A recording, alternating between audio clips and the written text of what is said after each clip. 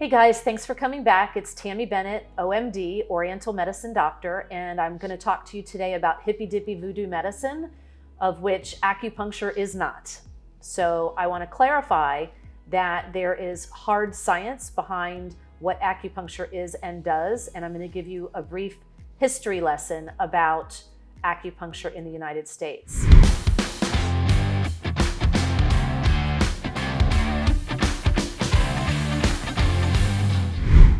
Initially, in the early 1970s, Henry Kissinger traveled to China for peace talks.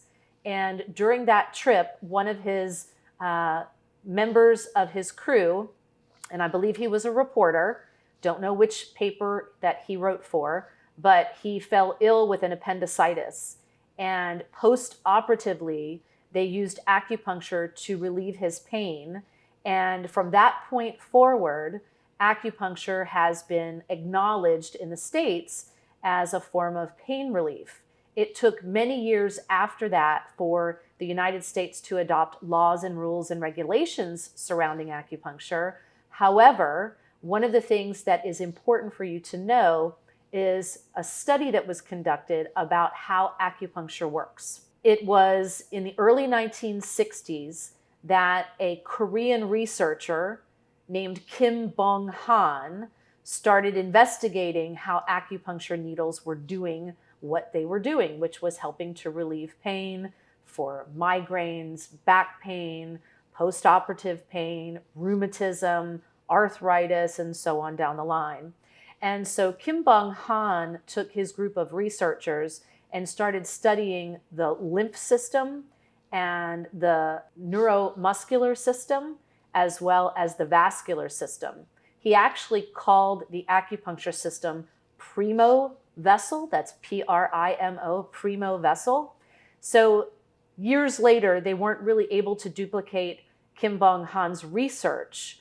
So a Frenchman named Pierre de Virgil actually picked it back up and started doing imaging studies using acupuncture. And basically what they did was they would take an acupuncture point, put a needle into it, and inject a radioactive isotope into the acupuncture point, and through gamma imaging, follow the acupuncture meridian through the body where the acupuncture needle was inserted. And it followed a very specific pattern each time.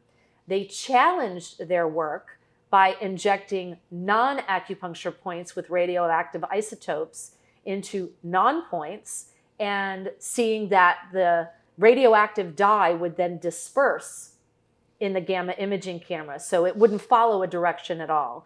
So that once and for all, that work with Verna Joel actually solidified the fact that acupuncture worked on a subsystem that we were not aware of in the United States and other researchers weren't aware of until that point in time. And that's when acupuncture really gained its popularity throughout the world. Not so much Asia, because in Asia they were using acupuncture for thousands and thousands of years. The story goes that acupuncture is roughly 5,000 years old, and sometimes the Chinese and the Japanese quarrel who started it first. I'm not sure, I wasn't there, so I can't explain it, but I can tell you that from a scientific standpoint, you can do your research on acupuncture and you'll find the information about Verna Joel and the work that Kim Bong Han did. Ironically enough, Kim Bong Han disappeared. His research was abandoned, and since 2011, nobody's known where he's been. So I just gave you a big data dump about the history of acupuncture. And I wanted to add something that some of you may not be aware of. The concept of meridians is actually not a difficult concept, especially when you use an analogy to what a meridian actually is. I like to think of meridians as highways with on and off ramps. The on and off ramps are the acupuncture points that have lots of traffic and activity going on around them.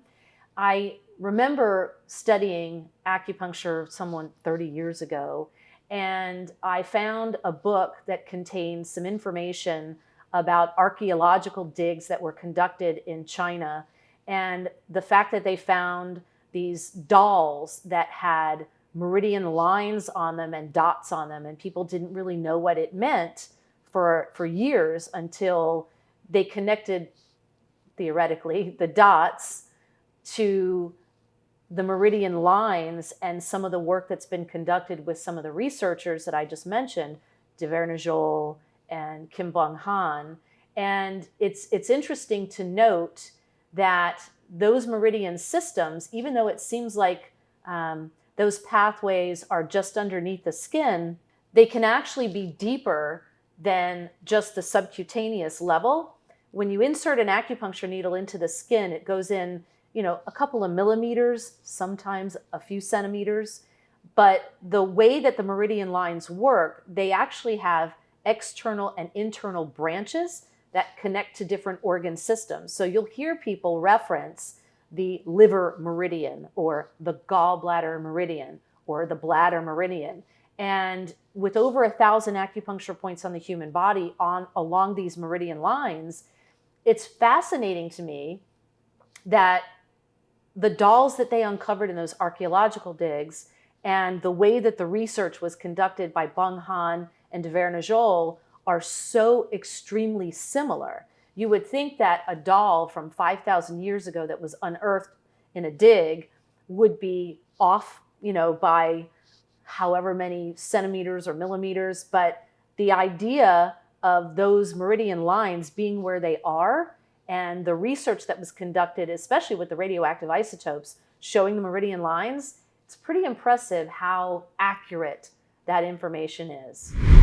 So I know I've data dumped on you pretty good today, and I appreciate you sticking with me. You can stay connected with me by following me on Rumble. You can join my website, which is tammybennettomd.com, and sign up on the email list. You can send me requests for shows, and I'll stay connected with you that way. And you can also subscribe to this YouTube channel. I'll see you soon.